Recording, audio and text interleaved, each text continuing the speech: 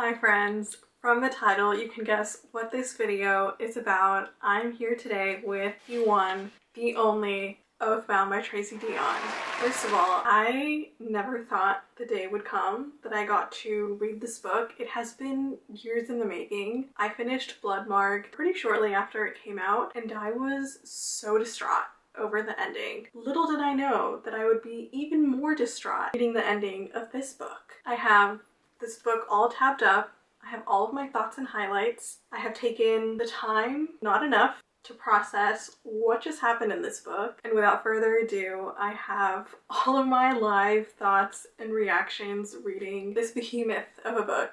Before we jump into everything, I just want to give a major spoiler warning. This video will have spoilers for the entirety of Oathbound.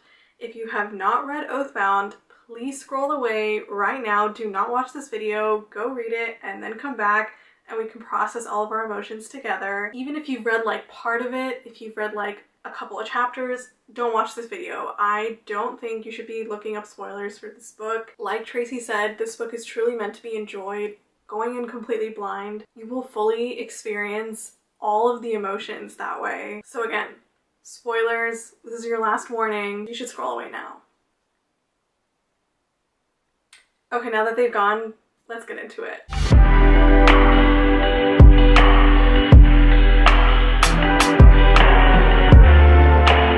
Hello everyone, it is currently March 3rd, the night of March 3rd, Oathbound Eve, and I am sitting here essentially waiting for either the audiobook or the ebook of Oathbound to drop. I'm gonna check if it releases midnight Eastern time, and then if not, I'll just wait midnight my time, but I cannot believe we're here, you guys. Oh my gosh. Okay, I'll come back with an update if I do get it downloaded. Okay, the audiobook is here. I have it downloaded on my phone. I'm gonna start listening. I kind of wish I had a ebook or physical copy just because I read both Legendborn and Bloodmarked, either like the ebook or print version. I think we'll start with the audiobook and then eventually maybe switch over to ebook if I really feel like I can't focus on what's going on, but I can't believe it's here. It's on my phone. That's crazy. Okay, I'm with the girls. We've just started Oathbound. Where is everyone at? Ramishah, do you want to start? Yeah, I have listened to 15 minutes and I'm 1% in. Yeah! Yay!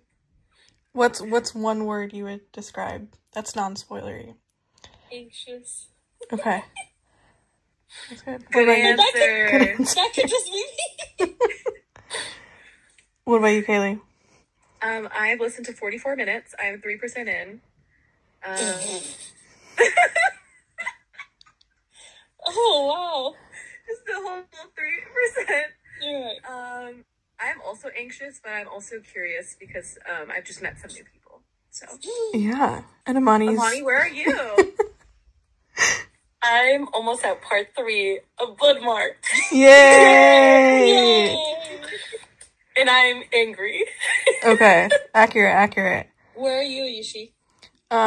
Let's check. It says 54 minutes.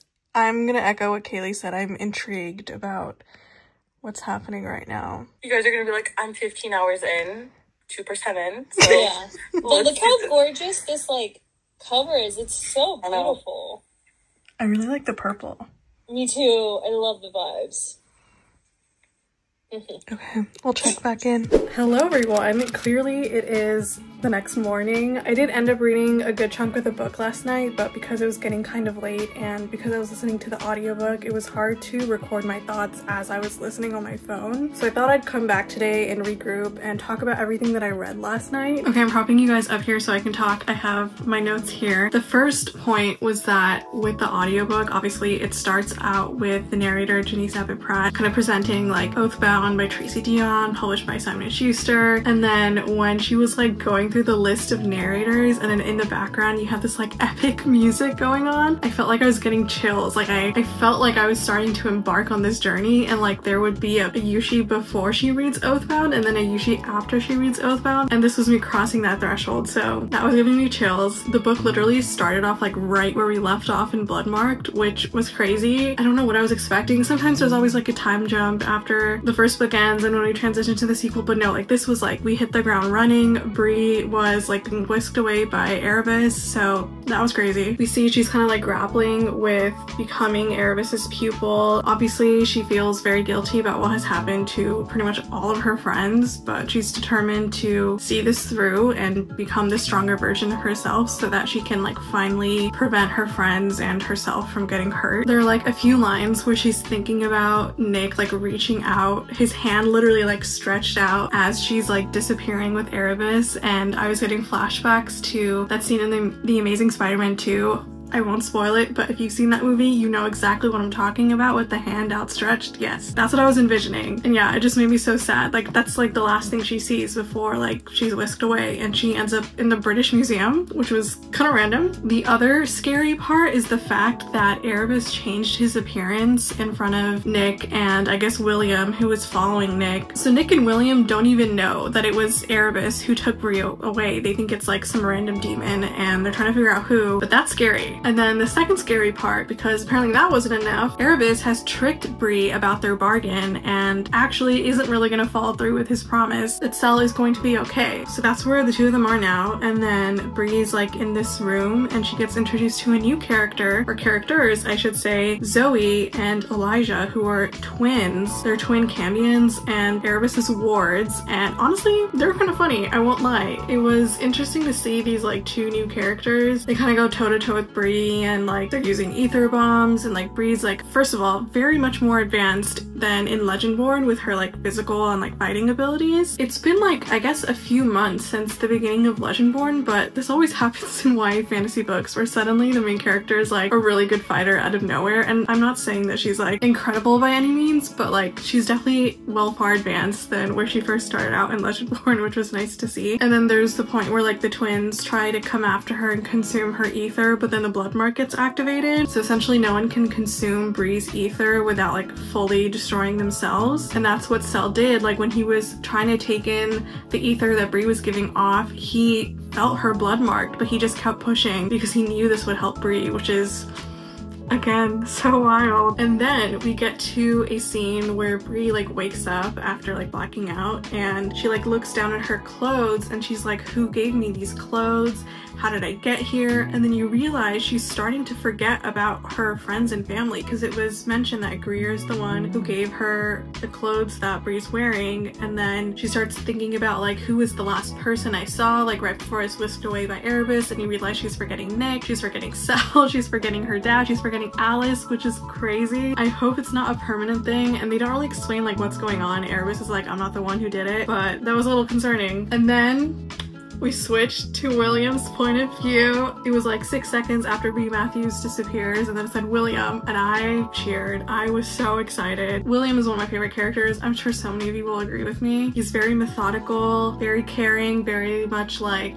okay, like how do we approach this in a logical way? Like how can I ensure that all my friends are safe? I love him so much. And then Lark was really pissing me off in this scene. He was like arguing with Nick and William about Cell, and Nick jumped in immediately to Cell's defense, because obviously like Lark hasn't really been there for a while and seen like all the sacrifices that Cell makes to protect his friends. I also really miss Nick here, because this is where you see some of his like snark and sass and charm that we missed in all of Bloodmarked, because he was gone when he calls out the order and is like, yeah, I hear you want to arrest me because I like decapitated Maxwell Zhao, like come at me, bro. And then we have another POV introduced, the third POV, Mariah, which was also so fun to see. I'm always very happy whenever we have more of Bree's friends that she's met from talking about her route and like exploring that power. So we see Mariah, Valak, and Lou driving in a car just like talking about what's happened and like how they can help Bree, and then they run into William, who is carrying Alice's body because he wants Alice to be in like a safe place, and he's like done as much as he can to help her, but he needs Hazel's help to like really figure out what's wrong with her, because she's in this like magical coma thing. She has like ether coming out of her mouth as she breathes, but everything else like appears fine. There's no other internal bleeding or anything like that, so it's confusing why she's still in a slumber. And then he starts like asking them questions like, who is the person that took Bree? I feel like you guys know and you're just not saying anything. And then he remembers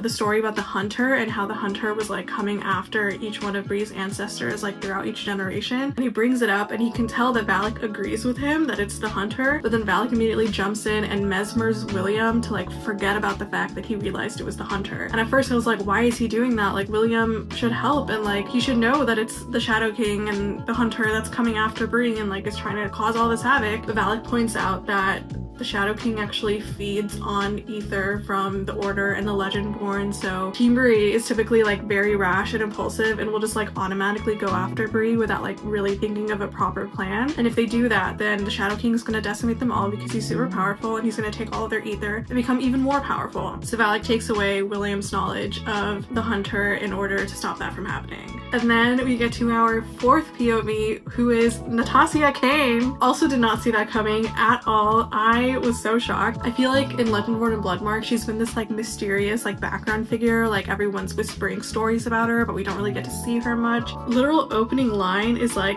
my son is with me. After 13 years, my son is with me here in my home. And this is technically our first like Cell appearance too. She talks about how he just like appeared in her living room. Erebus was carrying him and like you dumped him on the floor. And she's like talking about like how much he's grown and like reflecting on him as a child. There's a line about Cell being like 5 years old and being super bright and talkative. That was a very fun chapter. You also learn that Cell's dad is a human. I know there's like a lot of theories that Cell is actually somehow related to the Shadow King or like has some deeper relationship there. I don't know if that will end up being the case and like this is something to throw us off, but Natasha says that her husband and Cell's father is a human. And she mentions Faye's daughter, but it's not very clear that she knows that Faye's daughter Bree is the sign of Arthur. Like I feel like she doesn't know that. Okay, and then the part that I'm at right now is William has gone back to the Order where Nick has called in this like special order. And there's a line where William says, as I take my seat, I find myself seeking out the auburn undercut and amber gaze of someone who is not yet here. That's referring to Lark. And there's also a line in Mariah's chapter where Lark and William were bickering and Valak's like, okay, like stop your lovers quarrel or squabble or like whatever it is. And they're both immediately like, we're not lovers. And here he's seeking out Lark. So I'm like, is this setting up Lark and William? What's going on here? But that's where we are right now. Nick's about to go on stage and make his demands, I assume. So let's keep reading and I'll check back in with some more thoughts. Hi everyone, it is later in the evening. I have showered, I'm about to eat dinner,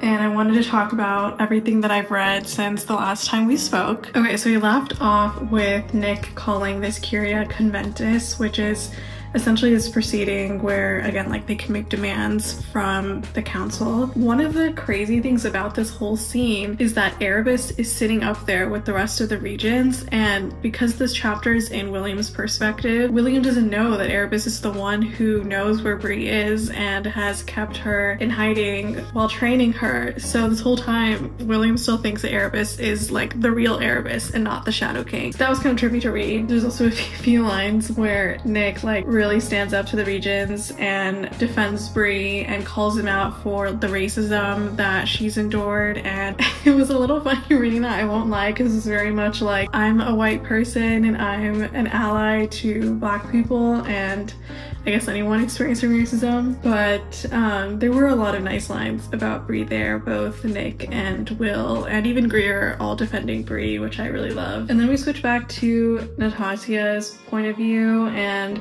I'm really loving her point of views because I feel like it's offering so much insight into her character and her lore, and also the lore of the Order, like back when she was still in the Order. And then we get a few of Mariah's chapters, and this is where it said 2 months after Bree Matthews disappeared, which I was so shocked by. I didn't realize like so much time has passed since Bree was first taken. Like I really thought they would get her back like pretty quickly, but apparently not. So Mariah's with Aunt Hazel and Lou, and they're trying to figure out what's going on with Alice. She's still sleeping and she's still like emitting the ether from her mouth, and so she has this idea, Hazel, and she gives this like tea to Mariah. Mariah falls into this slumber and then wakes up in Alice's mind. As she's in there, she sees Alice like seconds before she got thrown and like flung away, and she like hit her head really bad, and like that's how she got into this coma. She essentially goes through the sequence of events. The whole scene resets and she's like back into the same position, and Mariah can tell like by hearing Alex like muttering under her breath that Alice is trying to see if she could do something differently, like almost strategize if like she does a different type of movement or something like that, if she can prevent Bree from being taken away and like prevent her from like dying completely. So it's almost like she's trying to stop her own death. And then Mariah gets like flung back into her own body, and she tells Valak that they don't really have an idea of like how they can help Alice. And then the last couple chapters I read, it was again a Natasha POV, which I got so excited by, because as she's like recording her audio log about what's going on with Cell speaks for the first time. So it's his first line in the book. He's still recovering, he's not like fully himself yet, but he's also very bitter to be there with his mom, who he thought died so many years ago, but you know, it turns out she was actually alive and just in hiding. So they have like some arguments. Natasha obviously feels like really bad about what she did, and Cell is just not having it. It's really funny because there's a moment where he's like glaring at her, and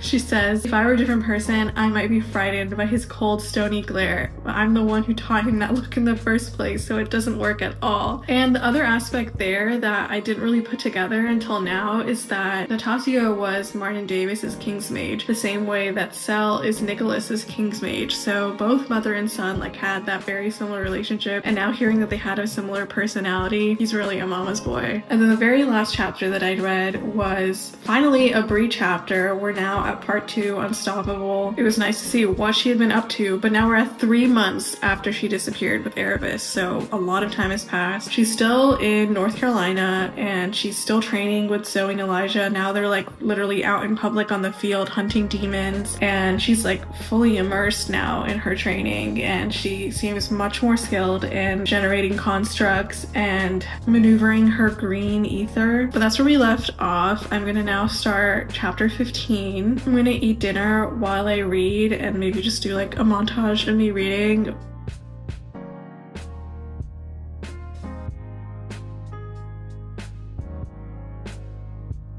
Oh my god, I just read a line here that makes me want to cry. Zoe asks Bree, don't you miss the people you left behind? And then Bree says, I don't know the people I'm missing, and if I return, they'll figure that out right away. But it's the lingering emotions that have made themselves at home in my heart. The guilt, the worry, the regret, that make me question whether they'd even want me back. Whatever our relationships were, they've all lost so much already. Wouldn't I just make it worse if I appeared out of nowhere one day showing them that they've lost me too? That we've lost each other? And I just feel so sad that she's thinking that, when like on the other side of things you see Will and Lou and Nick and Mariah and Hazel and Valak. They're all trying so hard to get Bree back, and they're all constantly thinking about her, and the fact that she's just like, wouldn't it be easier if I just like didn't come back? They won't have to deal with me anymore, especially because she feels that guilt from her friends sacrificing so much for her. I hope she knows that she's very loved and everyone would lay their life on their line for her.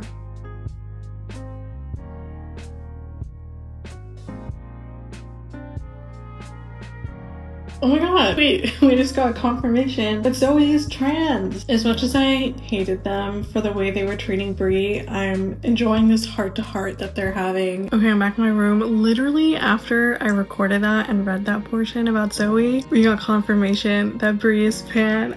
I love that pretty much everyone in this cast is queer. Like, it makes my heart so happy. And we also had a chapter, or like a scene, where Bree was in the bathroom of this establishment, and she sees this girl who has rootcraft abilities, almost getting like human trafficked by this warlock guy, and she's really confused by it. She tries to stop it, but the girl like is not letting her intervene, and then Zoe comes in and is like, where did you go? Like, we need you. We have this like meeting with this guy that we're here for. And Bree's like, no, you have to help this girl. And Zoe's like, it's too late, like she already is probably long gone by now, and the fact that she was like telling you to stop probably means that she has everything under control. And Bree's like, something weird is going on and I wish I could like help. But it was reminding me of a previous scene where Emil, who is also someone who's like a friend or relative of Aunt Hazel and Lou, comes by and reports that several like black girls who are roof crafters have gone missing. So I think this is a part of that, and it's like somehow connected. Something fishy is going on here. Hello everyone, It is the next morning. I read a lot last night, but I didn't want to record because everyone else in my household was sleeping. I apologize if it's a little echoey in here. So we last left off with Bree and Zoe and Elijah coming back to Erebus after meeting up with Reggie. Bree kind of continues on with her training, and then we had another chapter where Sel is escaping multiple times and Natasha is trying to like track him down, but also kind of like let him do his own thing. We had a really nice Lark and William chapter, and then a really crazy thing happened. Zoe and Elijah have to go to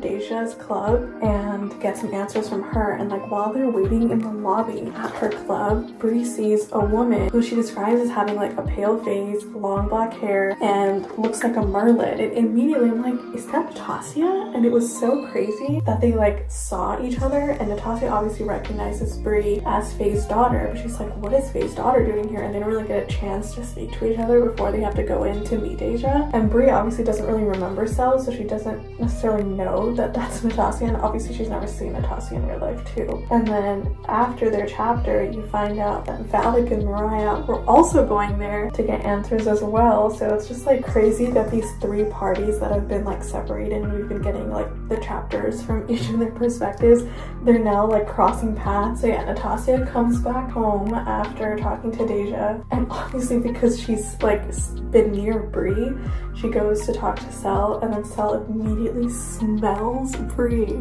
off of Natasha's clothes and just goes berserk, and he's like, where is she? And then he starts describing like the smell, like Bree's smell, and it was so crazy. Okay, I'm gonna read this directly off of the parts that I highlighted. Where is Bree? How do you know Bree? She is my sign of Arthur. And that's how Natasha finds out that her best friend's daughter has been the sign of Arthur this whole time. Sel says, oh, but she is. Brianna is mine, my scion, my sovereign, my king, just as her mother was yours. I cannot. The parallels, first of all, between Faye and Natasha, and then Sel and Bree, but then also just like hearing Sel say that was crazy. And then there was a chapter where like Bree was breaking into this like office or something, and she was trying to get the crown, and then there was like another thief in the room, and the chapter like ended before it was like revealed who the thief was. I'm like, why do I feel like it's Nick? So yeah, that was right at the end. Part 2, now we've hit part 3, Impervious. You guys, so many crazy things have happened since I last spoke to you. I read a lot today. I cannot believe what I was reading. I didn't even take out my camera to record because I was just like flying through the pages, but so much has happened. Okay, let's recap. We started part 3, right? And we had that scene where Nick and Donovan meet up because Nick wants to ask Donovan advice. Donovan used to be the previous scion of Lancelot, or like so the order believed, and there were just like a few moments there where Donovan makes some digs at Bree, and Nick immediately is like, if you speak about Bree again, I will kill you. That was crazy. Take a shot every time I say that was crazy in this next segment. And then we were speculating who that thief was that Bree ran into in the mansion, and it was Nick. Oh my god, the reunion was crazy. Then we get one of my favorite micro tropes where they have to pretend to be making out in order to throw off a security guard, and then he says his alias for like another guest name who was on the invite list, and then pretends that Bree is his fiance. So now we have my second favorite micro trope, which is when they have to pretend to be like married or engaged in this case in order to complete this mission. They decide to stay in the same room, and because of that we get my third favorite micro trope, which is the one bed trope. I just cannot believe like we were getting like I felt like I was being fed, like we were getting fed so many delicious moments, and I felt like I was reading like fan fiction or something. There are also so many moments where Bree realizes obviously that Nick is someone from her past, and she's trying to put the pieces together. There's a moment where he says, you don't remember who I am, but you're still as stubborn as you've always been, just as dauntless. My body grows warm. Thank you? He grins. You're welcome. Harry, riposte, like a call and response.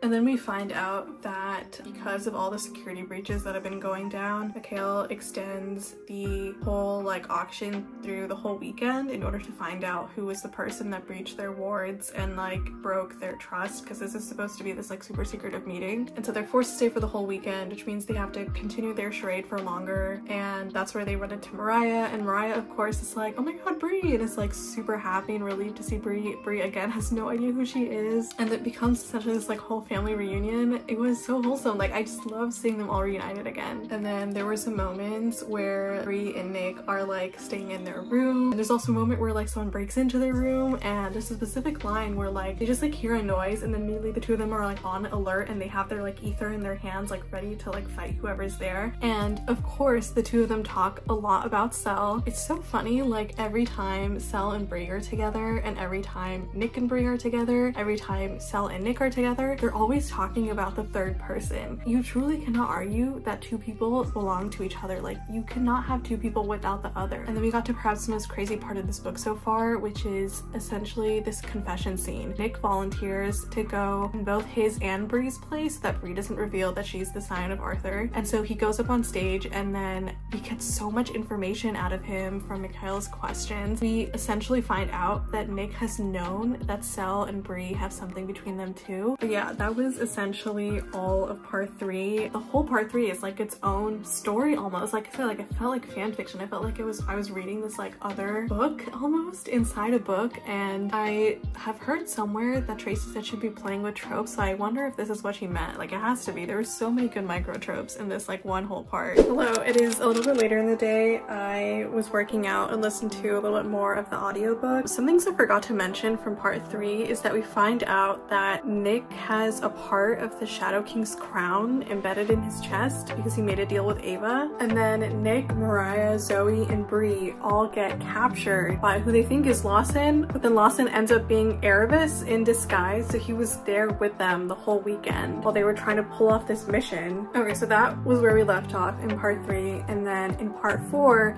we open up with Natasha visiting Bree's house where her dad currently is, to just like visit him and try to get him to figure out where Cell and Brianna are, because she knows that Cell is gonna go after Bree. Bree's dad has a bunch of people like surrounding the house, watching over him. It's kind of funny because when she does meet Edwin like doesn't even bat an eye over all this like weird magical stuff that's happening in front of him. Like, he kind of just accepts it. And it makes me think like about all those times in Legendborn, especially when Bree was giving excuses to her dad about why she was like not answering his calls, about what she was doing on campus. And part of me is like, maybe if you just talked to your dad for like 2 seconds, he would have been okay with like what it is you were doing back then. But I understand she's obviously a 16-year-old girl. She felt like her dad was being super overprotective, and who knows, maybe back then he also would have been like really strict about what she was doing. And then while our 4 characters, Mariah, Zoe, Nick, and Bree, are in prison, we have Valak and Emil burst through the wall and break them out. And I don't know why, but that scene just reminded me of the badger moles from Avatar: The Last Airbender,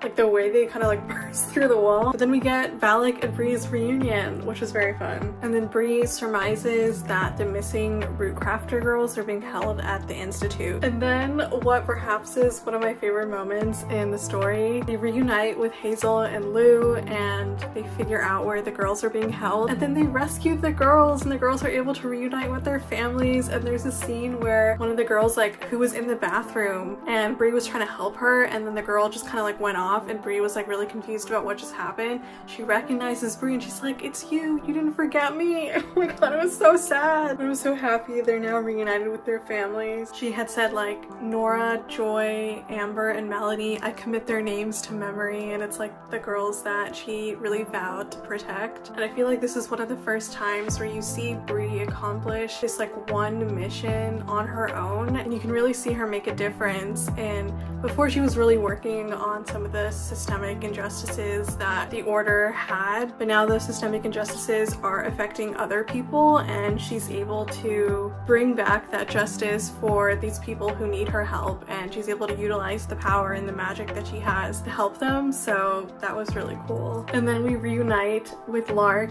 and William, and I love the moment when Bree and William reunite. He like scoops her up and like spins around in a circle. Oh my god, it's so cute. I love them. There's some heated moments with Valak because Valak finds out that Bree gave up part of her soul, and he gets like really upset with her. Obviously, I understand both of their sides, but it's this moment where Bree has to really reflect on the damage that she's caused, and now she's trying to work to get her soul back. And then, oh my gosh, Bree and Nick had a moment on the rooftop that was kind of crazy. There were so many good lines in that dialogue. I forget exactly what it is, but there's a moment where, okay, I found it. At the very end of the chapter, she says, and if I want to burn it all to the ground, his answer is a quick grin against my lips, my blade is yours. We're getting so many Bree Nick moments in this book, and it's making me think that Nick is going to be endgame. I feel like we're really leading in Nick's direction in this book, and we're not getting enough Cell moments to make me think that it's going to be Thruple or Cell Bree. I don't know. We'll see. There's a comment Alex says to Bree that I found really funny about like her white boys or whatever, because she's talking about Nick and Cell. I think Zoe was there too. I don't know, I found that so funny. And then we get the reunion between Bree and her dad, which was so cute. Again, it was so funny just seeing Bree's dad like amongst all of the Legendborn and people who are a part of the Order, because like 2 books ago she was hiding everything from him, and now he's just like chill and there like with the rest of the gang. It's getting kind of late, so I'm gonna stop here. I'm at the beginning of 58. Obviously, Bree's dad and Natasha just showed up. We only have a few chapters left, so I'm like kind of scared about where this is gonna go. Like I feel like what could possibly happen in the next few chapters. We still don't know where Cell is. I feel like that's gonna be part of the plot in the next few chapters, and then we have to get Bree's soul back, and then we have to figure out what's going on with Alice. Like they haven't even solved Alice's issue yet. She's still in a coma. Oh my gosh. I feel like a lot is gonna go down, and I'm a little nervous. Guys, oh my god. What? I just finished. What the heck? What? I didn't even get out of bed yet. I woke up and I saw that Kayli finished, and I was like, oh my god, I have three or something chapters left. Like I think I just need to read it. And I literally just lied in bed and I read the next 3 chapters. Oh my god. I can't believe it ended like that. Cell is the heir of Erebus? Of the Shadow King?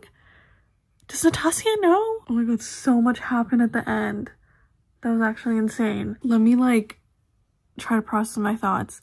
I started off with all of them like breaking out into the groups to go like divert Cell because they knew he was coming after Brianna. That was so creepy. The way they were all just like super stressed and are like, no, we need to get out of here immediately. Like it just made it seem like he was this, like huge threat, and I was like, it's Cell. What is happening? And it was just like, I don't know, so like menacing and like mysterious the way they were expecting him. And then Bree and Nick and Mariah and Zoe, they were in a car, and like immediately they saw Elijah, and Cell was communicating with Zoe and Elijah. That was so creepy. Oh my gosh. And then he just showed up out of nowhere. The way he was whistling, and he came down the road and he was like taunting them, and the lines he said, hold on, I need to go back and reread that. That was crazy. Okay, I just reread it again and I'm like getting the chills all over again. He was so menacing. The way he was like, hello Brianna, and he just kept like weirdly flirting with her. That was so crazy. And then he said the thing to Nick. He was like, does Nick know that I kissed you, blah blah blah, and then he let them go. I can't believe that was the only scene we got with the 3 of them. I'm just realizing now. And then the fight with Erebus. Oh my gosh, I actually really like that scene. I like how they all came together to fight at the end, and the plan that Bree and Nick set. And then of course Cell, oh my god, the chapter where it ended and it said that Selwyn Kane is dead or died or something like that. I didn't even believe it. I just immediately went to the next page. I was like, there's no way. And he was okay. But now he's the heir and he has the crown. Oh my gosh. I did not see that coming at all. I really did not. I didn't even expect it to end there. I was just like in a trance, like flipping the pages, and then it just ended. Oh my god, and Alice! Rip Alice. I was shocked. I did not expect Bree to choose her soul over Alice. It didn't really say if she was dead because Erebus said that he was gonna send the dogs after her. Poor Alice. She wasn't even in the book. She was just in a coma the whole time. Hold on. I need to process. That was so crazy. I need to text everyone else that I finished. Okay, I am back after talking to Azanda and Kayli because they're the only ones who have finished it so far that I can talk to. We were talking about how it's confusing that Cell is the heir of the Shadow King because Natasha said that he had a human father, and Natasha and Erebus are friends. Did she not know that Erebus is Cell's father? It also didn't seem like Erebus knew. Hopefully we get answers in the next book. Oh my gosh, I cannot believe that ended. And now we have to wait so long for the next book. Azanta also mentioned that there's a font change apparently at the very end when Cell speaks, and it wasn't there in the ebook. I also heard that there's like some exclusive content in the Barnes & Noble edition, which I don't have, so when that comes out or when I get my hands on it, I will read that as well. You guys, I can't believe we finished. Oh my gosh, that was so wild. 5 stars though. Tracy, you did it again. Hi everyone, it is Saturday, March 8th, 2 days after I finished Oathbound. Sorry for all the shakiness. We are currently on the way to Tracy Deonn's book tour stop for Oathbound. So we're on the way right now. We're like 20 minutes out.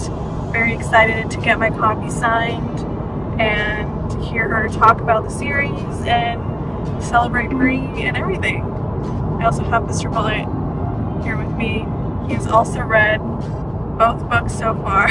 He's like halfway through part 1 of Oathbound. We're listening to the audiobook while driving. So yeah, we'll keep you updated. I'll film a little bit of the event and get some footage of Tracy, and I'll see you there.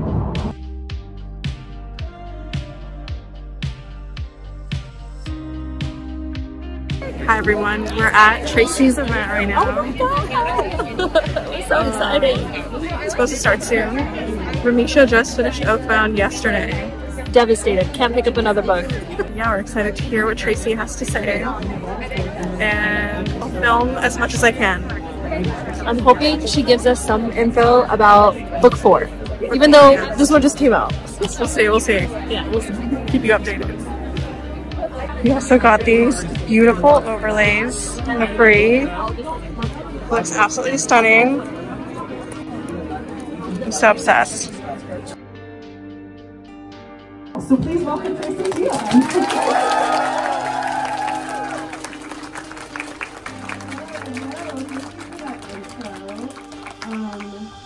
This is the best girl, so I feel like I want to stand near her but not block her. Right? Yeah, no, oh, thank you. This is amazing. Hi, everybody. Hello.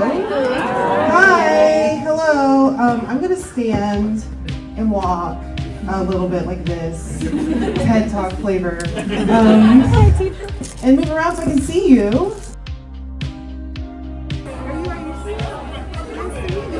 Are you part of the Azalta crew as well? Amazing. Really? Oh my gosh, you'll all be back. I love it. Thank you so much. Hello everyone. As you can see, I have some special guests here today. Hi. Hi. If you want to introduce yourselves, they already know who you are. But... I'm Ram's reading. Ram's period reading. Hello. I'm Kayli. Oh, we're not doing it. Oh, wait. She said punctuation. Hold on. I'm Ramishah. I'm still Kayli. And I'm still Tritney. Okay. And we're the Powerpuff Girls. So what's a Yushi? Mojo Jojo? Yeah.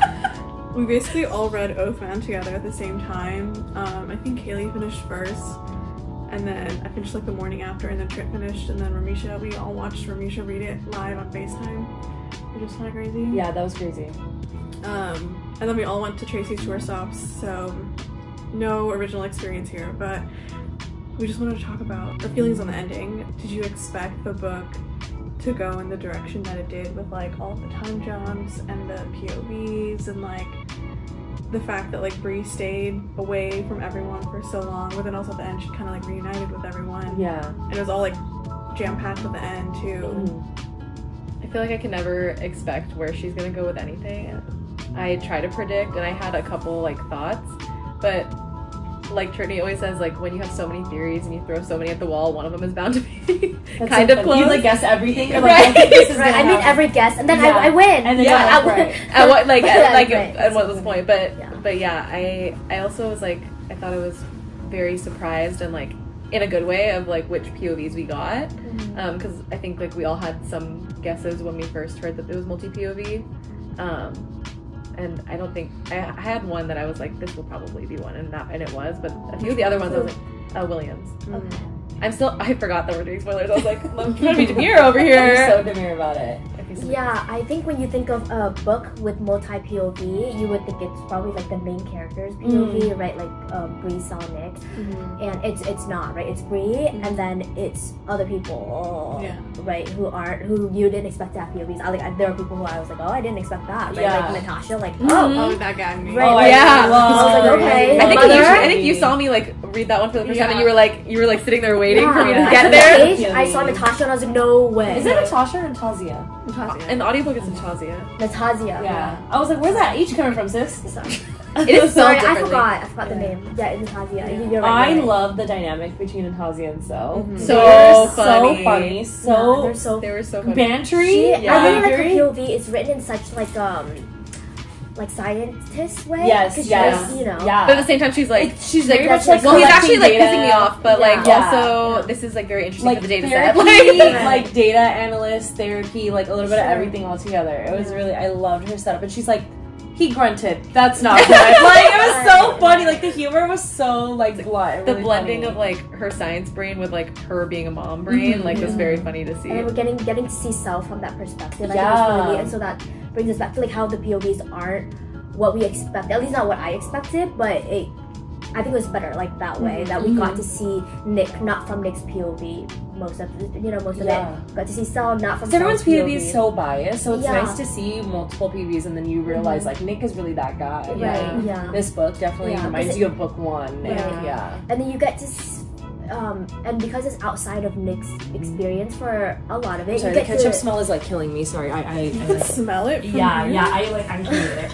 I think reading Nick from like exclusively Nick's POV would have felt very different, because we wouldn't have been able to like, I don't know, in lack of better words, like fall for him the way that we inevitably sort of did, right? Because you don't want a character to boast about themselves, but then from an outside but seeing you're like, damn, you're like, okay, yeah, you did that. Same with Sel, like because there's so much that's happening in his brain that if you were to see how he was thinking, I think that would take away from what we could sort of envision and picture of like, I don't know, like the presentation of him that Tracy wants to communicate. And so I thought that was all like really interesting POV that she chose, and I think it really served the purpose of the story. Yeah, she set it up so well for like whatever comes in the next book now. Yeah. And then everybody like, and she mentioned this on all the tours too, that all the POVs point back to Bree. Yeah, like you still see Bree throughout all these different POVs. Yeah, and one. I'm sorry. Go ahead. No. I actually never had a thought. No, please. I was just gonna say. Well, it's gonna like divert from like what we're talking about right now. I had a random thought. Okay. I'll just finish it. And she just said like at our tour stop, she said like, even if she's not like in the room, you can feel the absence of her, and like each character feels that way, and so like it's like very evident when they are trying to like solve a problem or do anything, they always like have her centered in their brains too, which like serves the purpose of that being like the goal of the whole story. That was a great take. I was gonna say one of my favorite things about this book, unless you have a different segment we're going into. Okay, I don't know if we're just okay, one of my favorite things is the reunion. And I know we talked about this, but man, the reunions with like each character was written so well and so true to the dynamic and relationships of each character. So good. When she sees William again, he like swings her around. Yeah, it's just so with her dad, like I was so emotional. It was very emotional, and I thought she just did it so well. Yeah. It's so centered on Bree, each of the moments. It's a moment within itself. And I keep saying like, yes, book 1, Team Bree, book 2, Team Bree, but like I have never felt this strong. Like Team Bree is the strongest in Oathbound. Like I was like, that's like Team Bree, right? Like everyone is heavy emphasis on Team Bree, because every single person is her person. Like the loyalty is like so there, like the found family aspect, the actual family aspect, it's so present in this book more than even in the others, right? Like I said, like the other ones, people were on her team, they were helping her and things, but here like you felt everything, like you felt when they were missing her, but you also felt when they were hurt by like the things that she was doing. You felt like the amnesia, like all the hurt from that, like how would you and the choices that she made in Bloodmarked and how that impacted everybody, and they were genuinely so hurt just because they love her so much. Yeah, they want everything for her. And it just reminds you like she's just a kid. She's like making like tough choices. There's that line that Balak says that she's like, her soul is a soul to kill or die for. Yes, like, that was such a good line. He ate her up though. Like that was so read her to filth, and she needed that. Like I was waiting for somebody to be like, oh hey, like I'm actually pissed at you because you did this and you forgot us, and he was just like going in on her about that, which I feel like was very needed for their relationship, and just for her to be like, oh shit, I did something, it had like consequences, and it affects not just me but also all these other people, like and their emotions and everything. So that was I really like their kind of like rekindling too. That was crazy. Like Team Bree is still very much focused on Bree, but Team Bree has also grown to like a team, right? like a whole team. Yeah, it's a whole team. Like it's not just Team Bree no longer just means like they're on her team, but like they are active members. Like does that make sense? Like they have stakes in this. Everybody has like major stakes in this. It's like a network now where they're all like kind of a web, and it all ties back to her, and it's like it just keeps expanding and further reaching to everybody in their community. And then she has her foot in like multiple communities, right? And she's like an integral player in all those communities too, which is so crazy. Absolutely. And even within the one community, there's like multiple communities within the communities. Like even like among the root crafters, like people have different philosophies and like a way of approaching like the magic systems and like way of life. And I think that's all like really important, just to kind of highlight like their like differences within differences, you know. I love the moments in the reunion where Natasha like always thinks she's one step ahead, but then like, she's so really far behind. No idea what's she gets gagged at every corner. Like truly, she's like that part where she was like, well, good thing he's never been here before. Like when he's like with Mariah and everything, and then they're like, actually, and she's like, well, good thing Bree's not a part of any of this. And she's like, well, actually, sister, we got a big storm coming. Right. That was so funny. Really love learning more about like Natasha and Bree's mom. Yeah. The parents. Faye. Yeah. All the parents. Really. You could easily do like a spin-off of them growing up and having to look it was so tragic. It would be. No, it definitely would be tragic, but like wow, what so much lore there. Yeah, so much lore. And the parallels between Faye, Natasha, Martin, and then now Bree, Sal, and Nick is so crazy. She ate that up. Yeah. She did really good with that.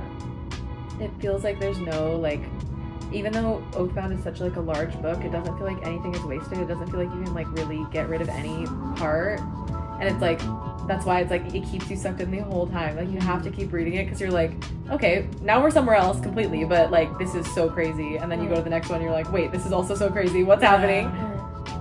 That's the fun of it. I was never bored. No, even the side moments were so like character driven. Totally. I'm like hooked, trying to see what's happening. Yeah, especially because you're like so invested in them, like just as like a cast of characters. You're like, I actually don't care. I'd read about you doing anything. Yeah. Which is how I felt reading about Nick and Bree in the mansion. That was such a fun like set of chapters. That was like one of my favorite parts. The mansion felt like a book on its own. Like I was just like, whoa, I feel like we're like in a totally just seeing two people like being cutesy on a mission, like and falling in love. I don't know if I was telling you guys this, but it felt like you're watching like a TV show where it's like this is like a bottle episode where they like go to a different place and they're like experiencing something totally different, and then like they go back and like okay, wait, we're back like into where we were. The like interview inquisition like 10 question thing was crazy. That was crazy. That was so good. Insane. I got that again multiple Me times. too. It was so emotional.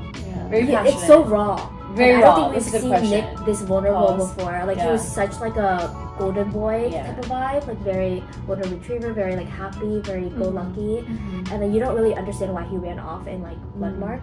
And then here you understand why he ran off. Because he wanted to protect them. It wasn't just like for his own like reasons, you know, his own quest, but it was very much to the whole revealing of like Merlin and the sister and like this curse that's been passed down. I was like, oh my god, there's like layers of stories on top of stories on top of stories. And like there's so much. There's so much lore. There's so much lore. Yeah.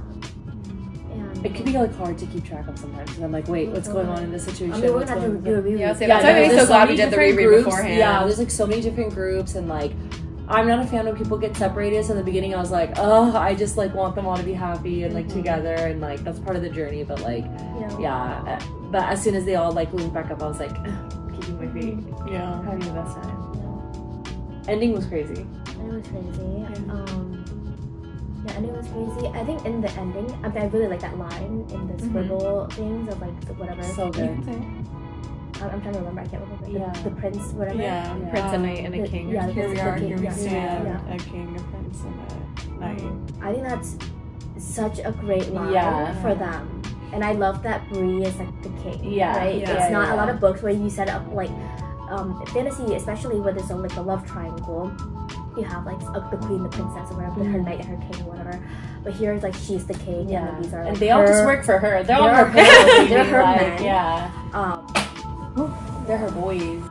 But yeah, they're dynamic. Yeah. We can get into the dynamic, just how they're all interlinked together. They're linked in every way possible. Like, Tracy really said when she writes a triangle, she connects all the lines. Yeah.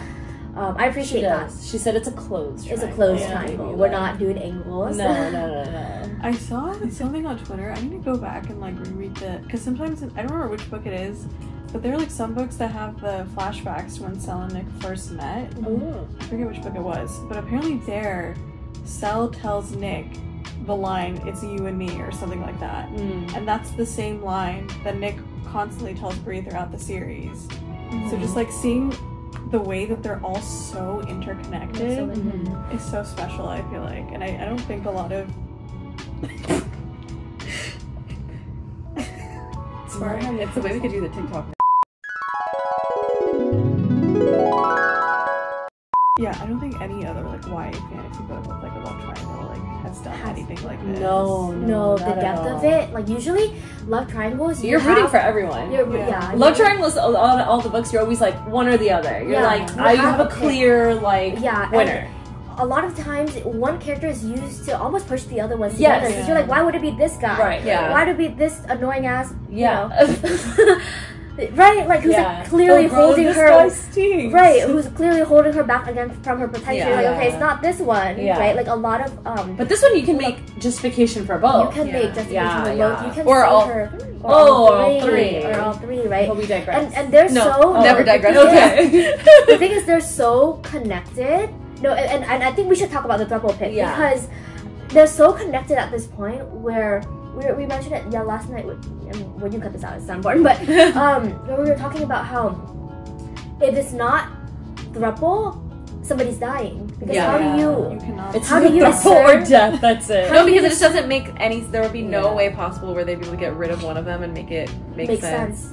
Okay, but even with Tracy, it's like Bree should be able to see or envision her life with each of the men separately. I just can't see them choosing lives that they want over her. Yeah. You know what I mean? Like ultimately, whatever life she wants, they'll accommodate to that. Yeah. You know what I mean? Like, and I love yes, she's picking. Yes, she is picking. Like, oh, you know, like maybe they each represent, because there's plenty of like YA's novels with like love triangle where one represent like some sort of like liberation and one is like revolution, right? Or something is like against the resistance. Something's like working for the resistance. There's like represent future where there's nobody. Like she doesn't pick anybody. She picks herself or something like that. Like what? I just can't. Not the feminist ending, please.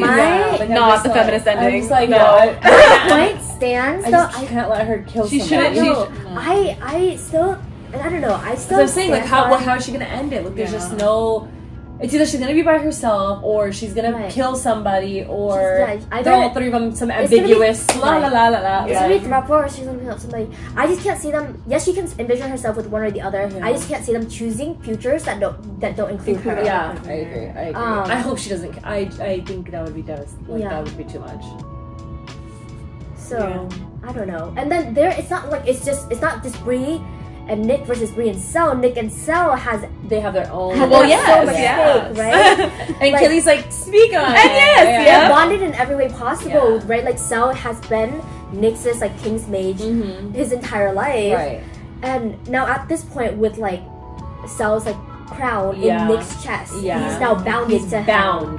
And so we have like a very fated mate like situation here.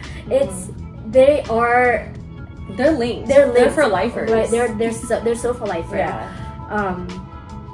And then their love for, I don't know, and their love for Bree outweighs any jealousy they could have. Like, it's just bringing up the jealousy, the little line that Sel's like, "Did she tell you?" Like, where he was being nasty. I was like, "Well, did you know? Well, did you know?" And it's like, wait, who are you trying to make jealous here? Yeah. Like, it was so good, like so good. Right, because you could take it in any direction. Exactly. You're like, wait, hold on. Yeah. It was funny. It's like, did you hey boyfriend, did you know I kissed your girlfriend? Exactly. Moment? Like, yeah. Oh my god, they're so boyfriends. I find it funny that like neither of them like they were like, cut the crap, like you're just trying to mess with us. Yeah. They were not feeding into that at all. Yeah. And even when Sal was approaching, at no one point did they find him threatening at all to him whistling sent me. Like, I love He was like, I just picture like swinging around. They told everybody else to leave because they're like, Sal would not hurt us. Yeah. They're like, you don't know that. Then they're like, yeah, we know. Like, that's our man. Like, we know. Yeah, like, he would not hurt us. He would not hurt us. And he still kept trying. Like, he'd be like, so like throwing these little digs, and they're like, he wants them. Like, he wants an excuse. For like him to be the one that's hated. Yeah. And they just like won't give that to him. Yeah, exactly. They're just like, we know you're better than that. Like. Even like throughout the book, like in the beginning when like right when Bree's taken and then Lark is like shitting on Sel and William and Nick are like, no, he would never do that. Like, when they're just trying to set him up. Yeah.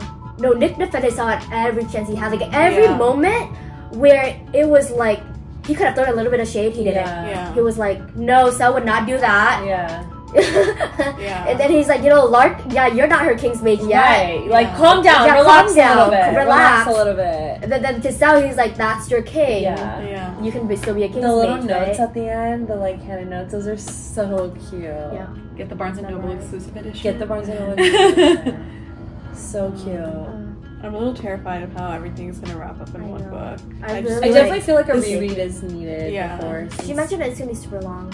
Yeah, and she could keep going on and on. I don't care. I will not be mad. Ramishah shaking, but you can see the light leave her eyes. Right, we will read all of it. Yeah, and you guys give me the clip notes version. Yeah. I'll read like just left it so like open-ended that like she can go in any which way, like in the next such book. A good setup. Yeah, I it's love like the ending. Like I like how it's not a direct like, oh, somebody's currently doing something and like whatever, like we have to finish that in the last one. Like there are a lot of open like things that we can pick on, but like it's very like we're ending it here and we can just see like where the next story takes us. I'm very interested to see like where it starts, like where do we pick up from. I feel like it's just like opened a whole can of worms and like how are you gonna resolve everything in one book? That's the genius of Tracy though. Like she'll be able to do it. Like the way she was explaining how she has all these different like lists and maps and all this stuff that she leaves. Like that is the genius of the book, which is like so great. Okay, I think we can end before she starts snoring so loudly. I think we can end on like favorite moment from the book. Oh, probably be Nick's confession. It's painful. So painful, so but like good. In all the best way. Like I love hurt. Sometimes I read things just to feel hurt. But the hurt was so good.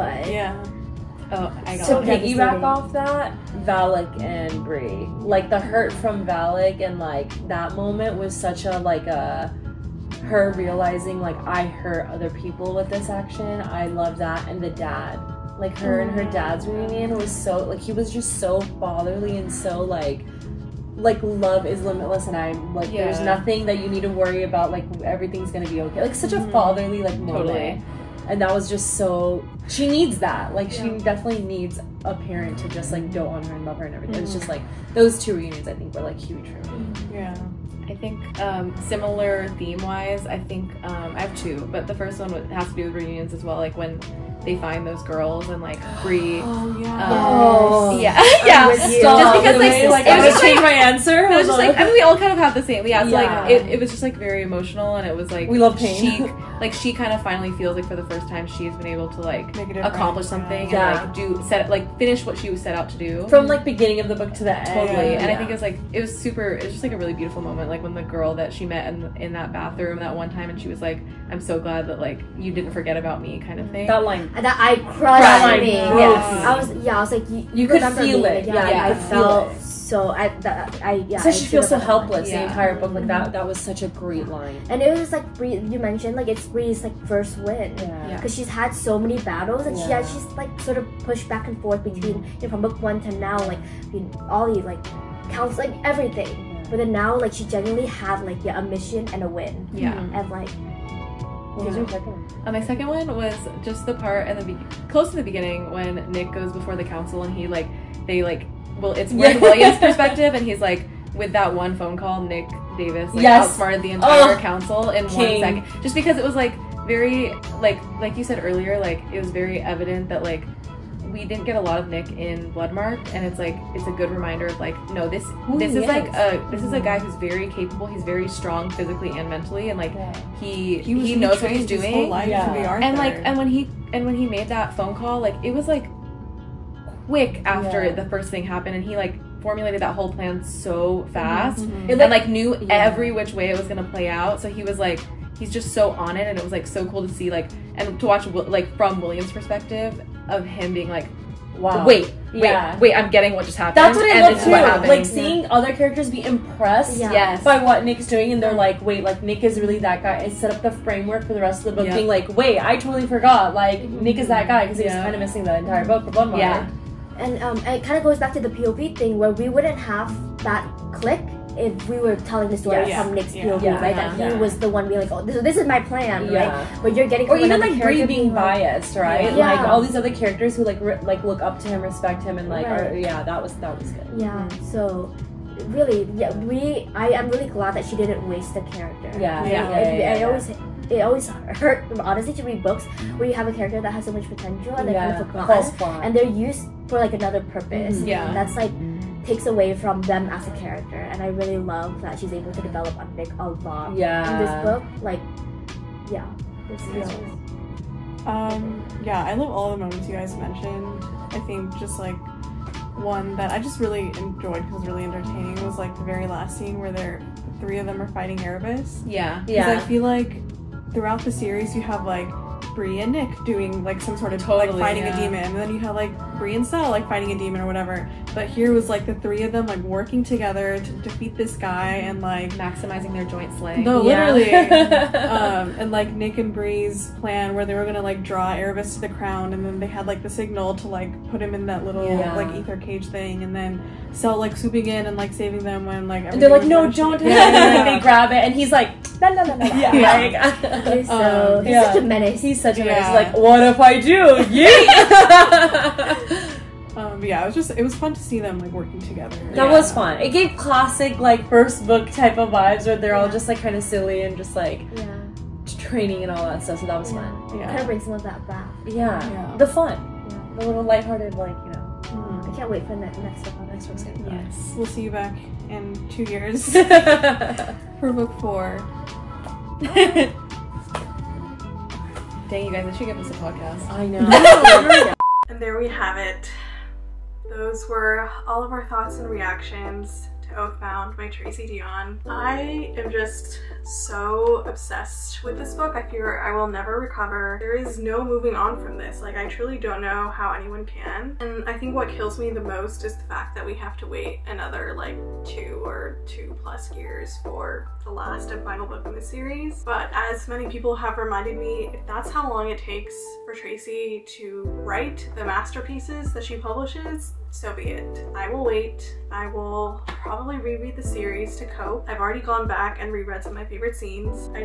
I have no words. That was a crazy, crazy experience. Thank you so much for watching and tuning in to this Oathbound reading vlog. This is my first time filming a reading vlog, surprisingly. You know, BookTok and Bookstrom, I never posted one, so let me know if you guys like this format or if there was like more content or thoughts or emotions that you wanted to see from me. I didn't do so much like live reading. It was more like immediate thoughts right after I finished reading, but I think that's also because if I filmed myself reading, I would be so cognizant of the fact that I was on camera the entire time and not really paying attention to the book. So I feel like I kind of like it this way, but again, let me know if you want that to change. And please, please let me know your thoughts about Oathbound in the comments. You can add a spoiler warning so that people who just like happen to come across this video don't get spoiled in the comments, but feel free to like talk about things that happen in the book. I'm assuming everyone who is watching this video again has read Oathbound, and now that it's been a month since the book's release, I'm hoping we can talk about spoilers a little bit more freely. So thank you guys so much for watching, and I will see you in the next video. Bye!